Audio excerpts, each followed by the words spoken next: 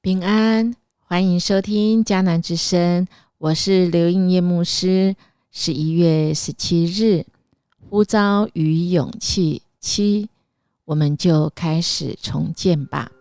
今天要读的经文记载在尼希米记2章17、18节。RPG 我们要祷告的经句记载在尼希米记2章18节。我告诉他们上帝怎样与我同在，帮助了我，并且告诉他们皇上对我说的话。他们说，我们就开始重建吧。于是他们预备好要开始工作。 Michael Jordan 他曾经说过这样话，有的人想要事情发生，有的人希望事情会发生，其他的人则实际促成事情发生。尼希米正在组一个实际促成事情发生的团队，他从哪里开始着手呢？今天的经文短短只有2节，但是一个很关键的开始。我们从前几天知道，他其实回到了耶路撒冷，他没有马上的这个用大神功跟大家讲我想做什么事，我想做什么事。但他深思熟虑之后，他在第一线上有第一手的资料，更重要的是透过祷告，他知道他不能一个人，他没有办法一个人，他更清楚这位上帝要让他的那个领袖的角色，工程不是他专长的，但他要怎么样子来呼召一群属神的百姓，也愿意激励他们。这位神是很奇妙的，他透视人的心跟潜力，所以这位神其实他除了让我们自己先被神激励，而也要我们去激励人，而我们透过人神给我们的观察，我们去激励每一个人，让他们觉得自己是有价值，而每一个人也需要被鼓励，有了鼓励就会有回应每一个人就都能够很自然的被激励起来。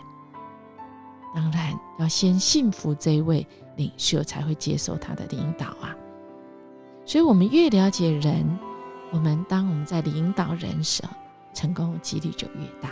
我们看到尼希米他真的是靠着神给他的大能大力，他真的了解人。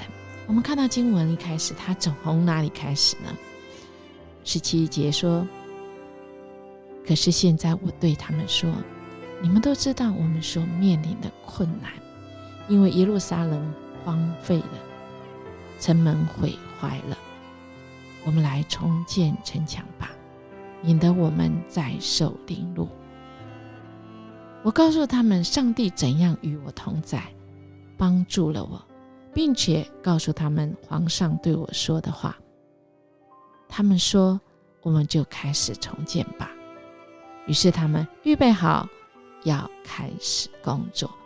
哇，只有2节经文，我们看到尼希米这个一鸣惊人。他从哪里开始呢？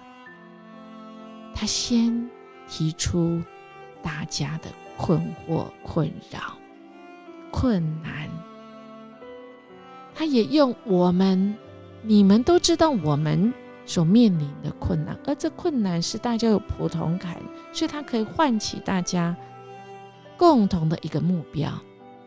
清楚的那个目标是什么？耶路撒冷荒废了，城门毁坏了，很清楚，困难很清楚，但我们有没有资源呢？我们有了资源，我们做好了重建的城墙以后，可以有的结果就是我们免得受到凌辱。而资源是什么？是尼希米他所经历的，他来见证这位上帝怎么样与他同在，帮助他，并且告诉他这个过程，皇帝怎么对他说。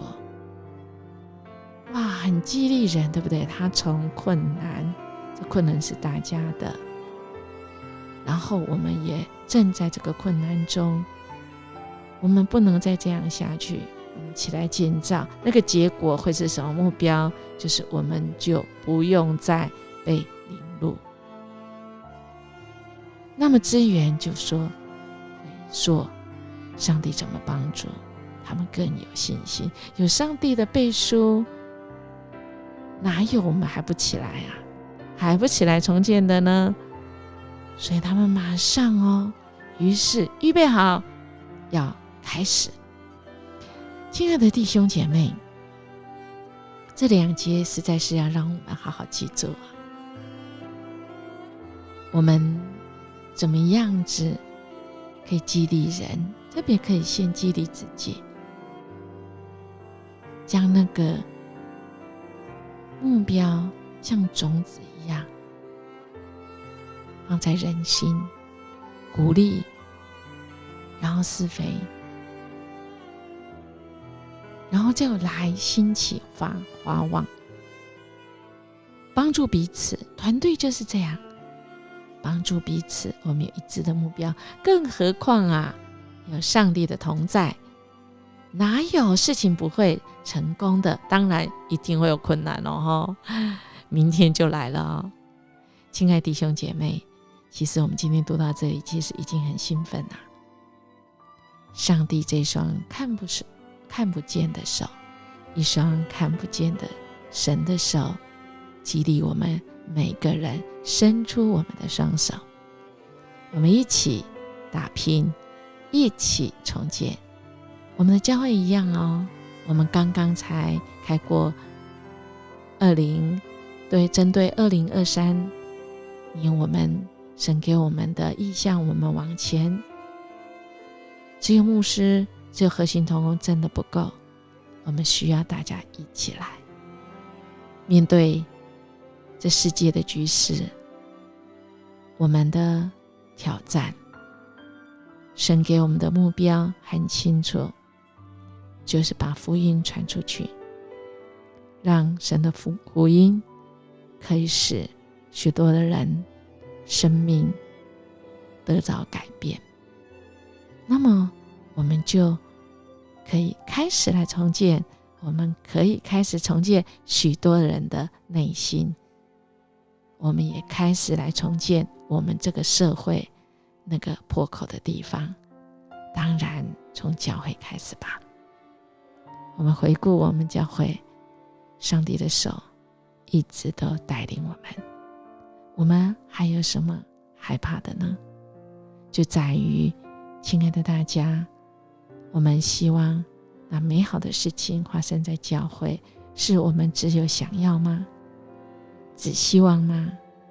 还是我们一起努力，实际来跟神同工，促成那美好的事情，尤其是福音广传的事发生在我们的教会。我们一起来祷告。阿爸天父，谢谢你将那个你给我们的图像，你给我们的呼召，你更给我们勇气，我们可以去找一群人，一群被神你所拣选的人，我们一起跟主你同工，你的手牵我们的手，我们一起来建造这个属于神的教会。我们一起来使台湾的社会可以得到翻转，可以福音在每个地方都遍及了福音，使台湾这个美丽的宝岛是一个福音的美丽宝岛。谢谢主，我们这样祈求祷告，奉耶稣基督的名求，阿们。英年牧师祝福您，我们今天就实际来开始预备工作，使那美好的事情发生。有主同在，我们还怕什么呢？我们明天见。